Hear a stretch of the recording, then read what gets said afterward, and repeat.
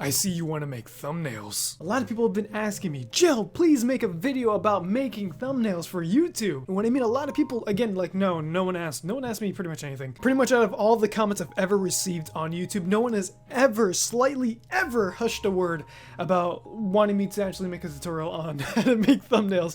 But again, I'm gonna freaking do it anyways. A lot of YouTubers have actually been doing this very recently, and this is for people who are actually aspiring to become YouTubers and actually want to know more about how to actually make thumbnails and how to actually, I guess, make something that's appealing and eye-catching. Because some people may not know it, but thumbnails are actually very, very important to getting clicks on your videos. Now, I'm definitely not an expert. I feel like I can definitely make my thumbnails way better, but I think I may have some knowledge, or at least some bit of knowledge that maybe could be passed on to other people, because the main goal for me in this video is to at least teach someone at least something new that they could possibly learn from this video and potentially make their thumbnails slightly better. I don't know. So to begin with this, the program that I actually use is Photoshop, and I'm pretty positive you've heard of Photoshop.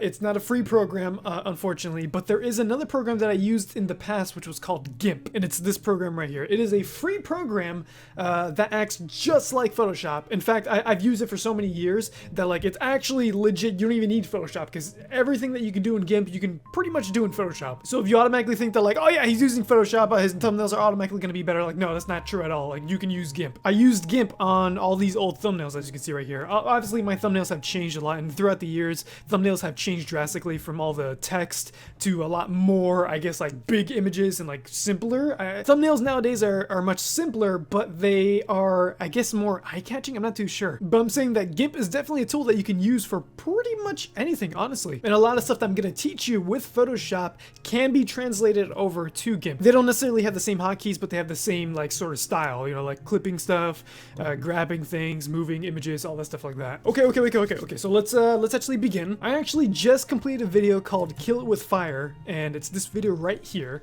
And as you can tell, there's a bunch of spiders. It's about burning things. It's literally a game about just killing spiders and setting everything on fire. So while you're creating the video, you kind of have some idea of what you want your thumbnail to be. Usually when I make the thumbnails, it could change drastically from my idea, but I already have an idea for this. So what we're gonna do is we're gonna go inside Photoshop. I'm just gonna select a new file in Photoshop. I'm gonna make it 1280 by 720. You can make it 1920 by 1080, but generally speaking, you don't really need to, because the thumbnails are so minuscule that it's like, well, you don't even need that high definition. So I usually pick 1280 by 720.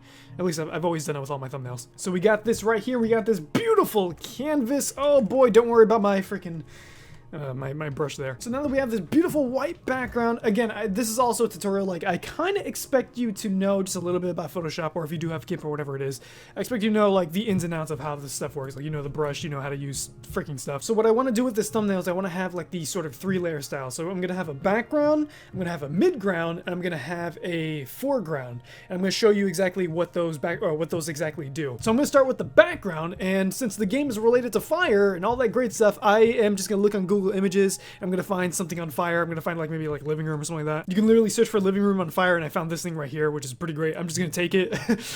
I'm just gonna, you know, copy the image and just take it. This one seems relatively perfect. And the idea with this is that what I'm gonna do is I'm gonna paste it. There we go. I'm just gonna drag it up so it's just nice and big. I don't really necessarily want it to be like black, like crazy like that. So I want to have like, you want high amount of contrast. And again, the background doesn't really matter all that much for this thumbnail in particular, because what I'm going to do is I'm going to go to filter, and I'm going to go ahead and Gaussian blur. Obviously, you can tell what Gaussian blur does. It literally just blurs the background so that we have this sort of depth. So what I'm going to do is I'm actually going to press OK. So now we have this blurred background right here. And then I'm actually going to take an image of myself. The idea that I have for this is that I'm going to have like an image of myself kind of like screaming. And then there's going to be like a gigantic spider on the right side of me. So I'm going to be like right here. And the spider's going to be right here. And there's going to be pretty much just fire everywhere in the foreground. I've already taken a picture of myself over here. You can see all my freaking pictures that I have. These are all the pictures that I use for thumbnails, okay? So you take a lot of them. You definitely take a crap ton of them. Don't worry about those pictures you see up there. I'm just gonna, okay, move on. The reason why I took a picture before this is also because I'm freaking recording on the webcam, and the webcam can't take a picture and record at the same time. So I'm gonna take this, I'm gonna drag it in, And oh, there it is. There's my beautiful face. Okay, so I go and select that. So one thing that I learned pretty recently, which is freaking fantastic with Photoshop, unfortunately with GIMP, I don't think you can do it because I think this is just a Photoshop feature. Back then, what I would do is I would take the lasso tool and then I would kind of just go in like this and kind of just go around my face, right? And basically what that does is you can then just take a mask layer. If you click on this little mask button on the bottom there, it'll then mask out pretty much everything. So you had to go inside and like, you know, get the little edges, get inside there. It took a little while. You go ahead and you press select and you go to subject. And what it does is, I'm gonna show you right now. Look at that. Ooh, look at that. It selects pretty much everything. Another thing that I would do too is instead of actually like doing the lasso tool, I would actually just make a mask layer and then I would just like hand paint out everything else except for me.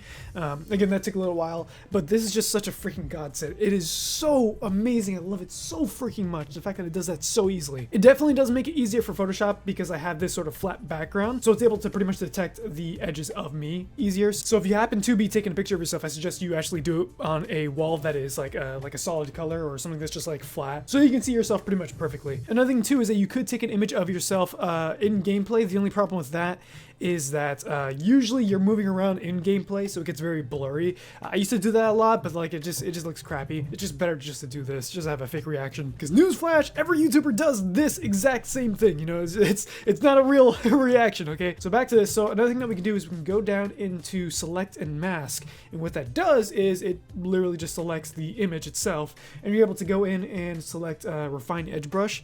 And usually what I do with refine edge brush is I end up clicking on my hair, clicking and dragging on the hair, so it kind of like, essentially what it does is it makes it a little less rough on the hair and gives it, you know, that actual, like, you can see all the little hair, the individual like strands of the hair on the top there. And then sometimes you can see like right here, if I kind of zoom in, you can see like this little edge right here. What I can do is I can go to smooth, and that slowly kind of smooths it out. You don't want to do that too much because then you start getting like little things around here. Usually you don't need to go this in depth because I'll show you in a second. And then we select the little mask button, which is on the bottom right here. Add a mask layer. You definitely always want to add mask layer. I used to never do freaking mask layer. The reason why you want to do mask is because you can destroy the stuff and then like, oh no, I destroyed it. I don't want to do that. You can just go ahead and add it back in. Look at that. Wow, it's so freaking amazing. Masks are non-destructible and they're freaking amazing. So please do add them, because before I used to just erase my selection, and that was such a freaking horrible idea because I would always have to like redo the stuff. And again, if you don't know what masks are, basically what a mask is, it's using a black and white layer. Everything that is all white you can see, and everything that is all black you can't see. So that is just a good thing to know. So what I want to do is I actually want to take this image now and I want to just crop it up. I want to just increase the size. Don't worry about what you see down there.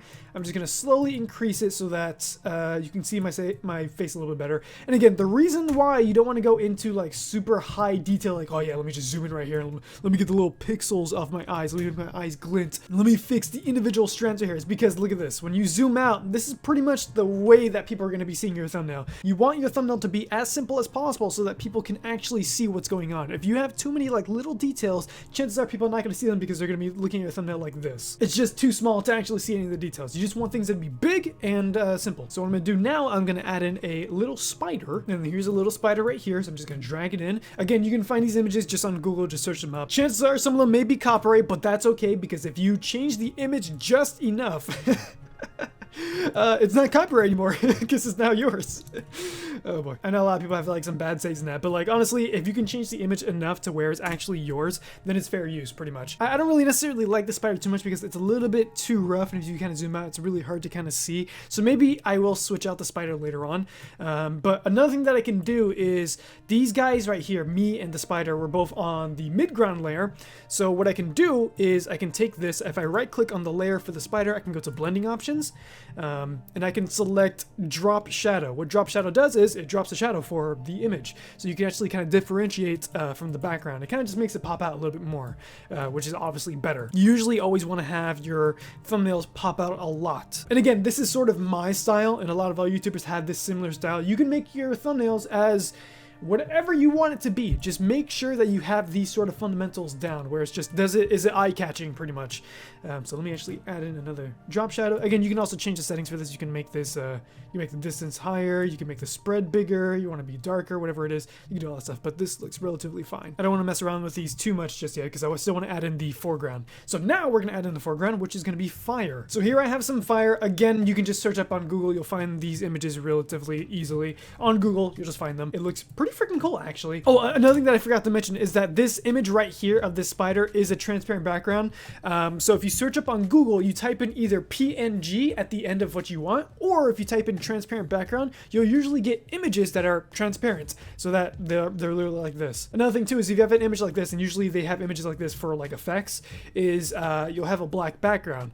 And in order to get rid of that black background, all you have to do is just go into the layer settings, and right now it's on normal, and you just switch down to screen. And what screen does, it gets rid of all the darkness, I believe, inside the background, and then now you can see right through it. So perfect. Now what I'm gonna do is I just want to adjust this to make sure that this looks relatively okay. Maybe just place it like that. Okay, there we go. So now we have a foreground, a middle ground, and a background. So it looks a little bit cluttered right now. What I want to do is I actually want to create another mask layer.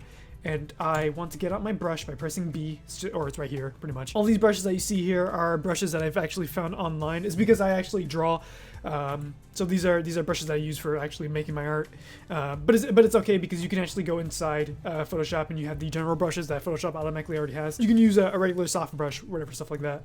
And I use a tablet to actually draw on. What I want to do is with my mask layer, having it on black, I want to go ahead and I want to just slowly kind of get out some of this fire right here, just to kind of show the spider a little bit more. Same thing with me too. I want to maybe just get rid of some of this fire. I want to keep the little sparkles in there, just so like it kind of just adds on to it. Another thing that I use too is I use this navigator on the right here, and that's kind of like a good size to actually show what is actually showing on, or what people are going to see on your thumbnail. So what I'm going to do is I'm actually going to go to my layer, my face, and I'm just going to go into edit. I'm going to, no, sorry, image. I'm going to go into auto-tone just to see if this looks a little bit better. I'm going to press Control-Z to go backwards to undo what I just did, which, by the way, you should know your hotkeys because hotkeys make everything just so much faster. Edit, undo layer, like that's freaking horrible. Just press Control-Z. Control-Z is just the best. Let's see, auto-contrast. Does that look better? Usually these things make them look really good, but I don't really necessarily want that. Maybe I'll go into brightness and contrast. Just increase my brightness just a little bit and maybe my contrast a little bit just to have myself pop out a little bit more. That is a little bit too bright. Maybe something like that. Let's see if you can press preview so we can see the difference. Yeah, I pop out just a little bit more, which is pretty good. Things that are saturated are always pretty good when it comes to these thumbnails because, again, the saturation is just the best. The king of thumbnails will always have super brightly lit and saturated thumbnails because you can just see them. They pop out. It's pretty amazing. This thumbnail isn't really looking that amazing. I have definitely done better thumbnails in the past. This spider right here, I'm not necessarily liking too much because, again, it's a little bit too, like, if you look at it from far away, that really doesn't look like a spider, does it? Is that really, like, when you look at this first glance, you're like, yeah, what the hell is that thing? That definitely does not look like a spider. So what I can do is I can just get rid of it and find something else online. Don't be attached to one thing. What I've learned from drawing, and having a background in drawing definitely does help out with thumbnails. What I've learned from drawing is that, like, don't be attached to one specific thing. You can definitely change it and add more things. Usually you create some really good thumbnails. I've created some really good thumbnails just by, redoing things. What about this spider? I actually think I like this spider a little bit better than the other one back there. The only problem with this spider is that the spider obviously has some issues with the transparency. So I think what we can do is we can take this transparency and let's see if I go into select and mask. I think what I could do is maybe refine edge on this. I'm not entirely too sure if I can refine. I mean, maybe I could. Maybe this could be like a little excuse. I know that there might be like a way to do this a lot more efficiently, which is just to like, I guess maybe kind of like green screen out all the white. But the problem is that this spider already has like a lot of white to it. So I think this just requires a little bit of elbow grease, just to kind of just get this done. I'm gonna try to kind of like, I guess, remove a little bit of this stuff here, kind of make it just like a little bit more decent,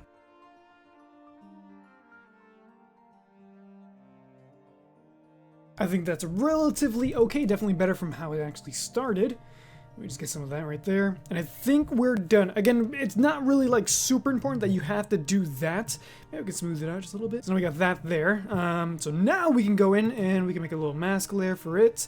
And then you can see that there's still a little bit right there, but that's okay because since we have a mask now, we can just go in and just start clearing it up just a little bit more. There she is, all spick and span. Delicious. Okay, so now what we're gonna do is we're gonna take this and just make sure that, oh yeah, so we can still see a little bit. Clean this up just slightly. Again, no one is ever gonna notice this, but sometimes, I mean, sometimes it might be pretty good to actually do this because I guess it just kind of reflects your quality of what you're making. And I have shit quality, so I'm just gonna place this like this. So I'm gonna place this bad boy right here. We're going to increase the size of him so that he fits perfectly snug right there. And what we're going to do now is we're actually going to go in and possibly, I guess maybe add some tone to him, maybe? Go down to the levels, maybe increase the, yeah, we can definitely add in the levels there. I don't think we really necessarily need vibrance because it's kind of already blending in with the background there. So I'm just going to add in blending options. We're just going to make a drop shadow for it. Oh god. So here's an issue that I've learned. So basically the mask layer isn't fully masked out, so you're gonna get all these like little artifacting with the drop shadow. So sometimes I just forget it, and then sometimes I just do this, or I just kind of just go through this. I kind of just, you know, I just kind of just go through it. I'm just kind of just clean it up a little bit. You could do that, or what you could do is you could just duplicate this image and then just make it completely black, and then like maybe just like a Gaussian blur to make it a little bit fuzzy, and then just put it behind the spider. That's what I used to do. I used to do that a lot, but then I figured out the blending option. I was just like, oh my god, this is just so much better and just so much easier to do because you can just easily change it. So that looks good. Okay, yeah, that looks a little bit better. So another issue that you can kind of see is that the legs are kind of hitting my face. So that's not a problem at all. We can just go ahead and rasterize the layer. The reason why I gave me this little thing here is because it's not rasterized, and basically what rasterizing means is that you're able to actually edit the thing. So basically all you have to do is just right click it and then go to, where is it?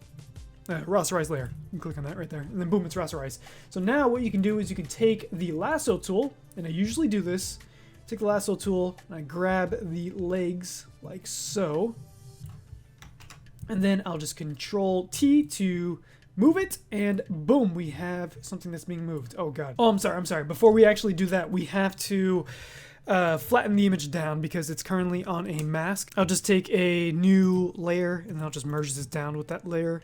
So merge down, so now we have that layer right there. So everything is now destroyed, so that means you can't edit. Make sure that like everything is complete before you actually, you know, destroy it and merge it, because obviously you can't stop editing it. Maybe I want to move this one instead up here.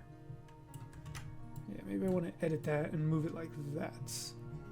Yeah, because I definitely want to get my face in there. I can make it look like I'm eating the... I can make it look like I'm actually eating the spider. Hang on. Make it look like the spider put his leg in my mouth. No, I don't think I'm gonna do that. I think I just put it, I'll make it look like the leg is behind my head. Place it like that. So there we go. Now it looks like the spider leg is behind my head. Like so. Look at that. Okay, there we go. Again, not a good idea to hide the face because the face is the most visible thing.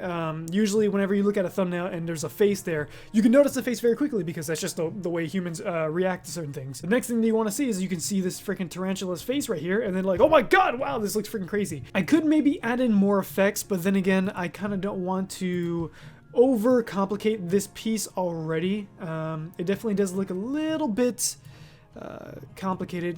The problem with this piece is that maybe everything's a little bit too of the same color, but then again, it kind of blends in all very well. I usually don't color grade myself all that much. It depends on like the image. If it's like a blue image, then I'll make my skin color very blue. So if you want to learn about that, it's really simple. All you gotta do is just, you take the image, you go to image layer, adjustments, you go to hue, saturation. This is at least the way I do it. And you're able to actually change the hue of your face to like different colors. And if that doesn't work, you can go to adjustments, you can go to color balance, and what that does is you can select your shadows, your midtones, your highlights, and then kind of change those too. So if I want to make myself more hot, I can make myself more hot, but I'm not gonna do that right now because whatever. I mean, technically speaking, I could. If I can blur it in front, and then maybe I can just duplicate. Let's see if I duplicate.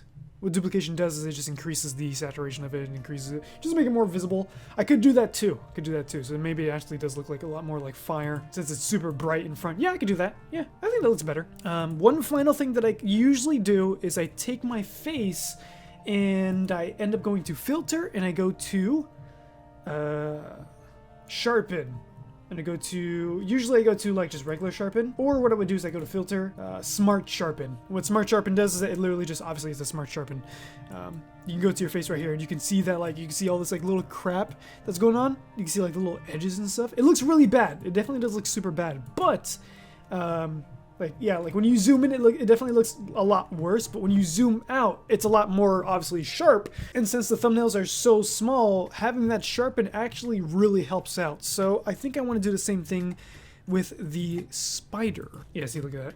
It's a pretty big sharpen. And usually you want to adjust it just to make sure that, like, whatever it is looks good. So, if I zoom out like that, I don't know.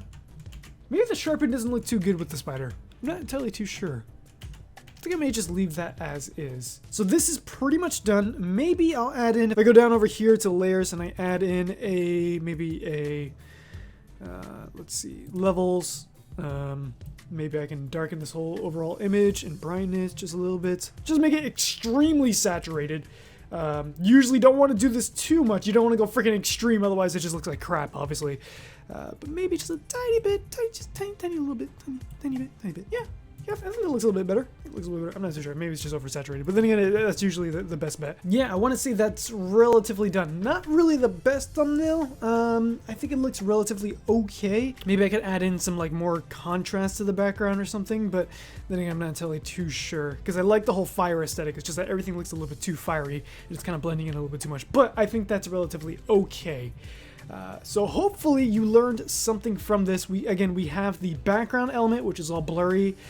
We have the midground element, which is usually 2 or 3 different things. And then we have the foreground element, which a lot of the time I don't really add in the foreground element. It depends on like whatever image I'm trying to go for. Because sometimes the foreground element can make things a little bit too messy, but it could also add in a lot to the image. As you can see, the image looks like it has a lot of depth to it, possibly, or maybe it has, I don't know, some form of like improved quality. I don't know. It looks a little bit more professional, I guess, even though it kind of doesn't, this image.